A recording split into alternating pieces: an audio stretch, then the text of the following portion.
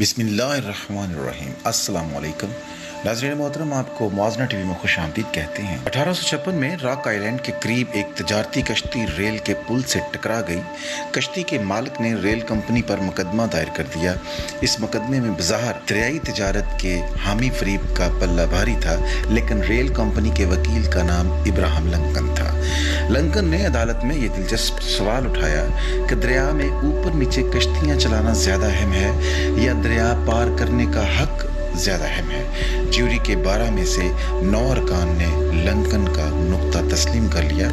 अब इस तारीखी वाक़े को एक इस्तारे की सूरत में देखिए।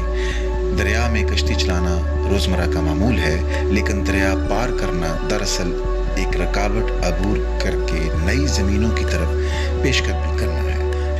यही सवाल हमें आज पाकिस्तान में बतौर एक कौम दरपेश है। साजिश, जुर्म और हंगामे की दलदली एक दूसरे की तौहीन करते रहना है या तारीख के जबर पर पुल बांधकर आगे बढ़ना है। हम अपने मुल्क पाकिस्तान की तरक्की चाहते हैं, अवाम के लिए बेहतर मेयार ज़िंदगी मांगते हैं। खुराक, लिबास, इलाज और रहाइश जैसी बुनियादी ज़रूरियात मैसर हों, तालीम की शरह और मेयार में बेहतरी लाई जाए, अवाम को तहफ़्फ़ुज़ और इंसाफ मुहैया हो। ये महज नारे नहीं, इन ख्वाबों को ताबीर मिल सकती है, बशर्ते कि हम हक़ाइक़ को मेज़ पर रख कर अपने वसाइल, अपनी कमज़ोरियों और अपने इम्कानात का ठीक अंदाज़ा लगाकर एक लाहे अमल तय करें। दुनिया की दूसरी कौमों की तरह हम पाकिस्तानी भी ना तो फरिश्ते हैं और ना शैतान। हम अक्ल और सलाहियत से महरूम नहीं हैं। हमारा रकबा ज़्यादा नहीं, करीब 9 लाख मरबा किलोमीटर है। रकबे में दुनिया की 33वीं बड़ी कौम है। हमारी आबादी का मौजूदा तखमीना 23 करोड़ 30 लाख है।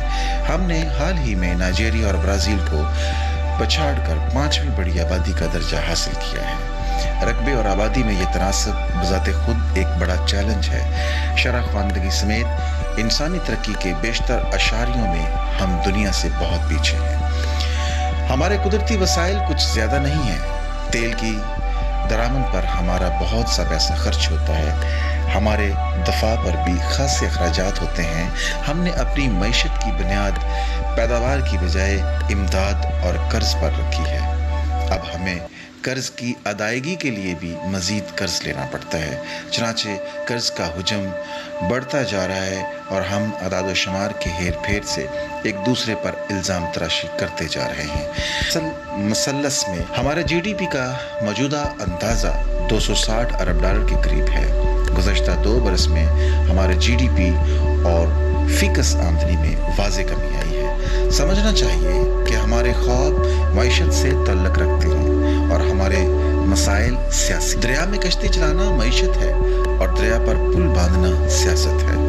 हम अपना सियासी बंदोबस्त मुस्तहकम नहीं कर सकते। हम अपना सियासी बंदोबस्त मुस्तहकम नहीं कर सके। चनाचे हमारी मईशत पर पेवस्ता मफादात रखने वाले मुख्तलिफ ग्रोहों ने कब्जा कर लिया है। ये मुजरमाना गठजोड़ हमारी रियासत और समाज के हर हिस्से में सरायत कर गया है। हमारी पार्लियामेंट का वकार मजरू हुआ है।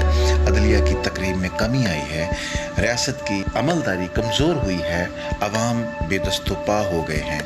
जिस मुल्क के अवाम बेवुकत हों, वहाँ के रहनुमाओं की तौकीर भी बाकी नहीं रहती।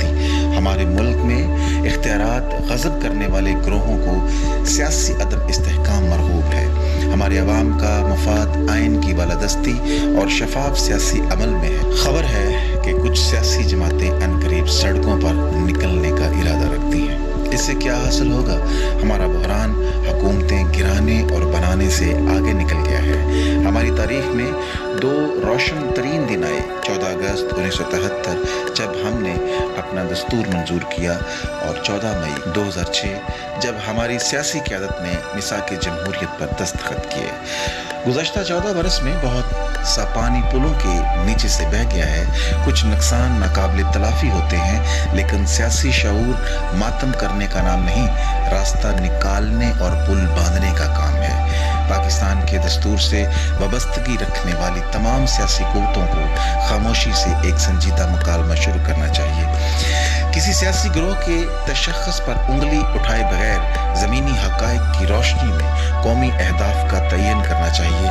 اگر چاروں وفاقی اکائیوں کی نمائندہ سیاسی قیادت موجودہ سیاسی اور معاشی بحران کے بارے میں ایک وسیع تر بیانیے پر اتفاق کر لے تو اس مکالمے میں ریاست کے غیر منتخب حصوں کو شامل کرنے میں بھی کوئی حرج نہیں۔